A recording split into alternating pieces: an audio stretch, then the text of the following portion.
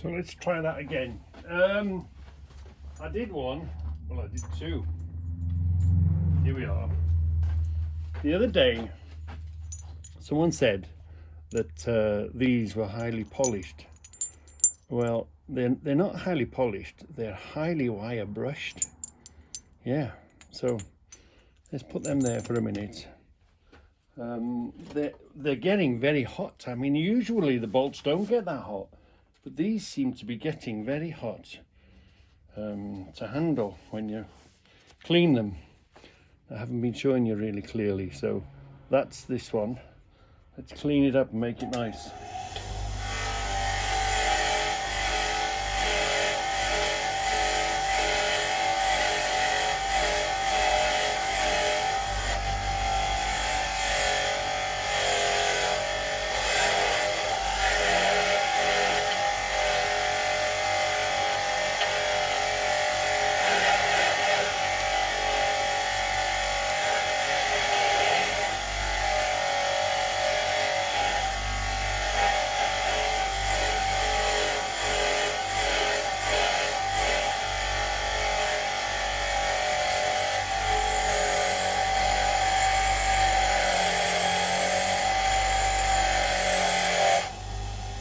You see it?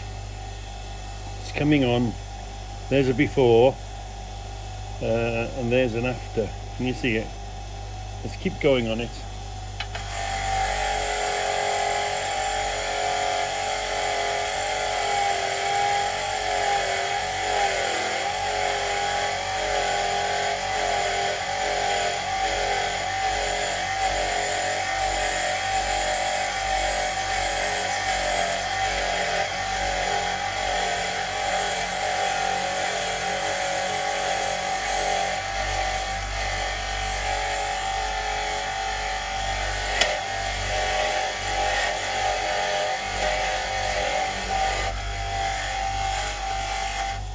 So the more you wire brush it, the better it becomes. So you know when you're ordinarily wire brushing, it gets clean, but then you really go at it again and it brings it up shinier. I'll show you now.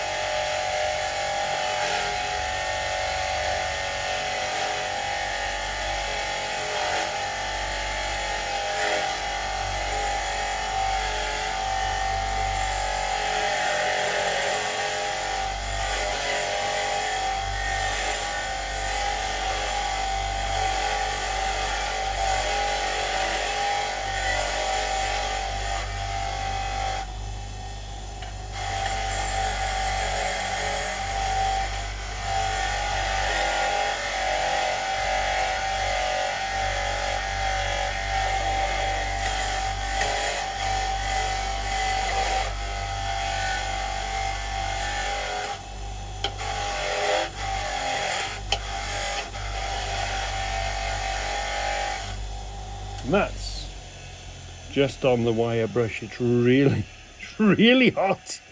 I'm really surprised how it's got hot. I think an ordinary steel bolt wouldn't get quite so hot. No, but it's lovely, isn't it?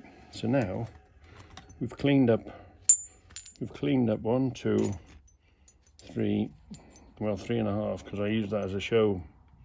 Yeah. So they weren't highly polished, they were highly wire brushed. Can you see how the gravity is beginning to work? And you see, look, there's a thin line in the bottom of the jars, isn't there, of the heavy stuff settling. Now, petrol's pretty thin. I thought it would have fell out of there pretty quickly, but seems to be very slowly in settling. It's not separating anytime quickly, so we're going to have to give that a way bit more goodly long time before that'll come. But it'll do as its first wash. But I did say to Debbie, I think to get the job done, we're going to have to go and get some brand new stuff. I was hoping this would be settled in a day, but it is happening. Gravity is working. You can see the line in the very bottom of the gunge and the filth. but it's going to take a while to settle. So here we are, we're back at the sorting station. There's plenty to come. We've done quite a bit. Now these are all tech screws driven by a nut, and of course they're all bolts of a fashion. So we've got a pile here, and there's some long ones and there's some shorter ones, and there's some fat ones. We can put the fat ones over there. So we know we're going to do full tubs. So the question is, do we throw all them in a jar now for quickness and sort them later, or do we just transfer them over there and then sort them into longish ones and shorter ones? Resort them again. Will it make life easier? I think what we're going to do is we're going to sort them into longish ones and shortish ones, and then little fat ones over there. So let's do that and see how it ends up. So here we are, as promised, the first 3 jars going on the shelf. Now they're all right because they ain't gonna foul each other, so you just tap them together as they go down, get as much as you can. Same again, tap together, put them in, give them a good drink of WD-40, because you don't know when you're going to see them again. And then you see these, they were slightly longer, so I had to put them in gently so they all was facing the same way, roughly, when you go in, because otherwise they'll just foul each other. So basically I've had a layer at the bottom all pointing up, and then another layer at the top ish. So the next question is, I thought I'd cleared the shelves, I thought I had loads of space, but maybe not. So anyway, there we go, there they go. Here they are, from the door, through the sorting, into the shelves. So they're the first 3 shelves of that big batch that I had. 3 jars of the batch that I had going into the shelves. And that's how they end up there, and that's why this place is full of them. Yeah. But there's still quite a bit to do. Yeah, and then they all, of course, need sorting, don't they? So anyway, as promised, you've seen the first 3 jars fulls arriving on the shelf in the stores. Oh, did you ever wonder what happened to them little nuts and bolts, little fat nuts and bolts that were showing themselves? Well, they're here. They're not all of them. And they're here sitting with I've wire brushed the thread clean, nice and clean, and I've just put a bit of WD on the top before I attempt to slack them off to make them work. So yeah, let them sit here with a bit of a drink in them for a while. Just give them just a little bit, give it a chance to work its way down and through it, you know, and then we'll come back to them. If the first one opens easy, we'll be fine. If they start giving me trouble, I'll heat them first and then crack them open. But here they are, look. Well, the second pot is done. The second pot is done. Oh, we didn't do too badly. We went another pile of the tech screws. Oh, the plastic, that drives me mad. There's bits of plastic everywhere, these cap things. Fair few sort of steel roofing bolts, fairly short ones. I haven't got the short ones. Plenty of raw bolts. All this is nails, quite a few of those big nails, you know, the ones with the rubber caps on them that are in there. Ugh. All this basically is nails and screws and stuff, so they need another sorting. I'll throw them all into one big pot, and quite a few just bolts, and a few more of those little fat ones. So there's only that and them that need washing and cleaning and sorting through now. So you do get through them. It takes a while, but you do, and you can get through them. It's quite enjoyable. So we're going to filter the fuel now. So get your tub, whatever tub you're going to use. All I did was clean out one of these tubs. Look, I'd give that a good cleaning out. Get your cloth, whatever you've chosen. You've either chosen the right cloth and it'll filter through, or you've chosen the wrong cloth and it'll make its way through. Sometimes I put a cloth on it, it doesn't go through it. This is fuel, so it should be all right. So it's got a dip in to catch the fuel in, to catch the rubbish. And then tape it or tie it or whatever you want to do, type that round there. And then get your fuel in your jar, which has already been sitting and settling. It's already been sitting and settling, and just gently pour it in. I can hear it going through the cloth, and the cloth will jam up, so it'll start going over the edges. That's why you need quite a big sort of a dip, you know. So, and as you empty it, you'll see, you'll be watching the end of it. You don't want to put no big filth through it. There we are, that's good enough. You see, that's all the rubbish that the gravity did. And it's filtering quite good, this material. Leaving it in the rag, look. So then we can use that underneath for cleaning. What happens is the cloth catches the filth and it clogs up down the bottom, so it won't naturally fall through. As it fills, as it clogs up the cloth, you just move the liquid to the edge, to the clean bits, and watch it filter through. And once it's all filtered through, that's that rag done with now. We put that in the bin. It's left as the fluid, although it's brown. Look, it's quite clean fluid. So we can carry on cleaning now. So, can you see how much filth, how much mud we've removed from the liquid by just letting it rest in the bottom? Took all that out of it. And of course we've took some out of there's some in the rag as well, isn't there? So you can, it doesn't take much to clean up your liquid. Then we'll soak that up in paper, clean the jars, and put the paper in the bin. So we're back to square one. We're resting the fuel, we're resting the liquid, ready to be filtered. We'll rest it for a day or two. We've got ourselves another pot of washed, ready to get sorted through, but it's a lot smaller now, a lot finer. And that's what I'm not good at. And then all this rubbish can be wiped up in a paper rag, cleaned up to be used again. And the only thing we've got left now is these few bits that are in the mud.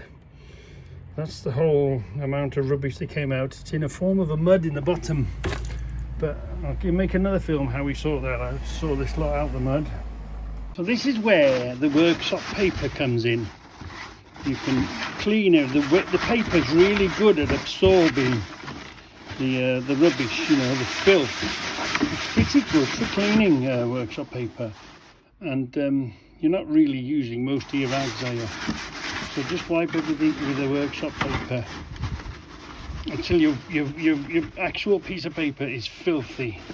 And then you can clean it with another bit of paper. So it's pretty good and absorbs it. It's pretty good workshop paper is.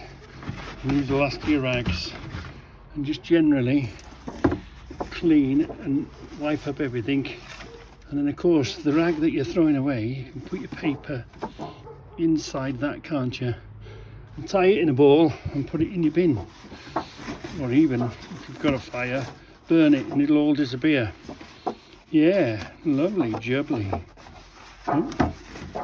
Workshop paper is pretty good for this sort of, when you want quite a bit to get the most of it out. So Rick's come for a visit. This is the GS. RT, the BMW RT. The T is for touring, isn't it? Yeah. The RS is like the sports, and the RT, waiting for a top box to come for it. Ooh. Now, how do you find? Do you like? You like the way? How do you find the different indicators on the? They're fine, mate. You don't When you get used to them, yeah. Yeah. Absolutely fine. Here we are, and the navigation goes here. That's right. Yeah. See? Shaft drive. Yep. Yeah, shaft drive. Lovely, lovely big boxes. Ooh, that'll protect your feet. They've got to take a pot off if they want to get to your foot. That's the good thing about these BMWs. That's right. You get a side swipe, you've got that protection, haven't you? I've added them cylinder head guards as well. Oh yeah, for when she comes over. Yeah. Yeah. Because that was one of the faults. They didn't have the guards, and then you just rub the casing or crack the casing, you can't get home. That's right. At least this way you can get home if you send it down the road. Angel eyes, yeah. Brembo brakes. Ooh, lovely jubbly. Thanks, Rick. Thank you. No problem. Just a quick film for James for Time Flies in the Shop. Our internet Bluetooth thingy bobby is connected in the house to the wire. So the wire comes from the street to the mains box and then into the house. And then we're connected through a plug into the house. Any old plug will do. That's connected to the internet in the house. And then it comes down, because this is connected to that. This is connected to the house via that box, which goes to our plugs. That plugs in there for the internet, and that gives us, that's Air 3, I believe. That's Air 3. Alexa, drop in living room. Okay, dropping in. So we've got that working on here. You there, Deb? Yeah? Yeah, it's all right. We're just testing something. All right, okay. I'm going to call you from the garage in a minute. Okay, Alexa, stop dropping. Alexa, stop dropping. There you are. Right, so there's that one. So obviously, because the wire from the road is connected to the house, and the wire from the house is connected to the garage, and the wire from the garage is connected to the greenhouse. Hold on. Come here. Oh, come here. I just haven't got a television in the back of this yet. I will do. It's got to be a Wi-Fi television thing. But we've got one up here now, James. We've got one up here. So there we are. There's an Air 3 box again. Look. And then we've got an Alexa, drop in living room. Okay, dropping in. Are you there, Pussycat? Yeah? All right, okay. Bye. Bye. Bye. Alexa, stop dropping. So that Air 3, look, the Air 3 is just plugged into, there's a whole mess of electrics, but that is just plugged into an ordinary plug. So if you've got electric from your property to your sheds and whatever down the back, all you have to do is plug the machine in that end, and then that goes and it travels down the electric cable, you know, the plug cable, the feed cable, whatever you'd want to call it. That's how that works. So it's quite easy to get, hey, don't ask me, I'm not that technical, but it's quite easy to get your Wi-Fi into the back there. It's called Air 3, and the good thing about it is it does, if you decide to put a telly up there, which we will do in the end, what's it called, an Amazon telly thing, so we want to have a telly up there, but you can also play music. So you can go, Alexa, play country music. Here's a station for you, all country on Amazon Music. Yeah.